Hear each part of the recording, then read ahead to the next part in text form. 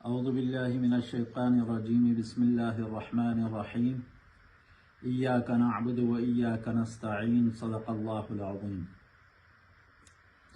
میں آج اس ویڈیو پیغام کے ذریعے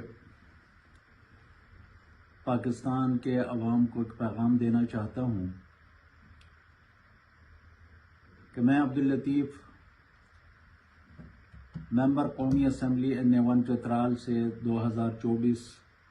کے انتخابات میں منتخب ہوا تھا۔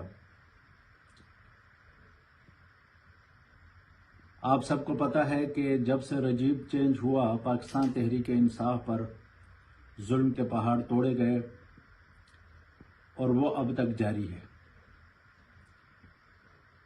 گزشتہ انتخابات میں پاکستان تحریک انصاف کے ساتھ جو ظالمانہ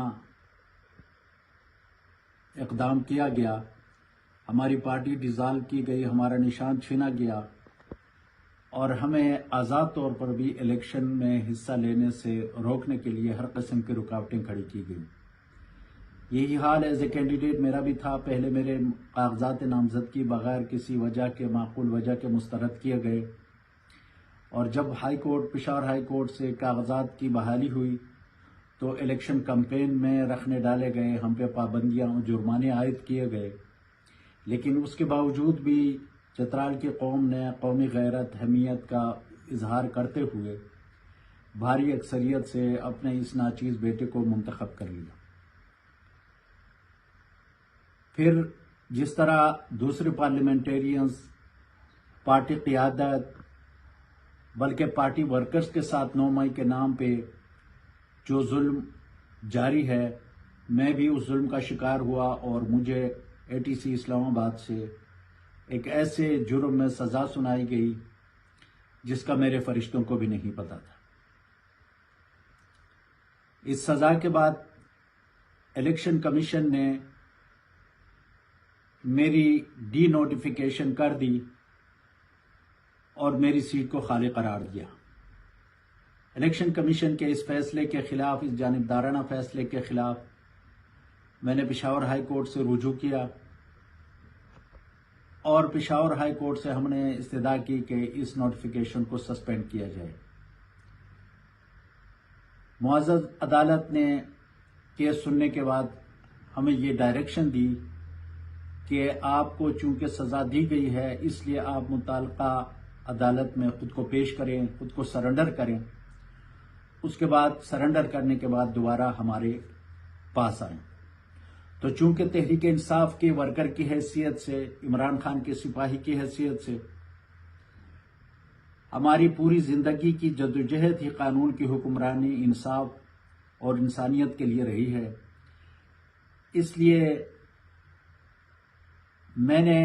اپنے آپ کو قانون کے سامنے، عدالت کے سامنے سرنڈر کرنے کا فیصلہ کیا ہے، اور آج میں ATC اسلام آباد میں خود کو سرنڈر کرنے جا رہا ہوں۔ وجہ اس کی یہ ہے کہ جو بھی ہے، جو قانونی نظام اس ملک میں، اگرچہ ہمارے ساتھ امتیازی سلوک ہوتا رہا ہے، لیکن پھر بھی ہم قانون کو ہاتھ میں لینے کے بجائے قانون کے ذریعے، عدالتوں کے ذریعے ریلیف لینے کی ہمارے لیڈر کی بھی کوشش رہی ہے، جو 300 مقدمات کا سامنا کر رہا ہے، اور ہم بھی یہی کرتے رہیں گے۔ اور جو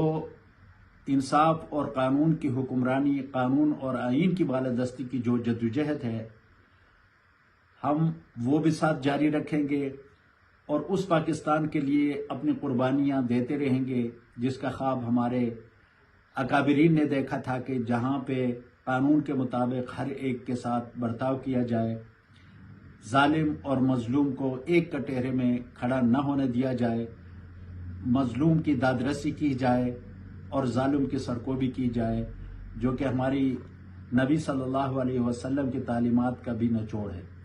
تو میں آج خود کو سرنڈر کر رہا ہوں، اس امید کے ساتھ کہ انشاءاللہ ہائر جوڈیشری جو ہے وہ ہمیں انصاف دے گی، اور جو یک طرفہ فیصلے اس ملک میں ہو رہے ہیں ان کا سدباب کیا جائے گا۔ بہت شکریہ، بہت مہربانی۔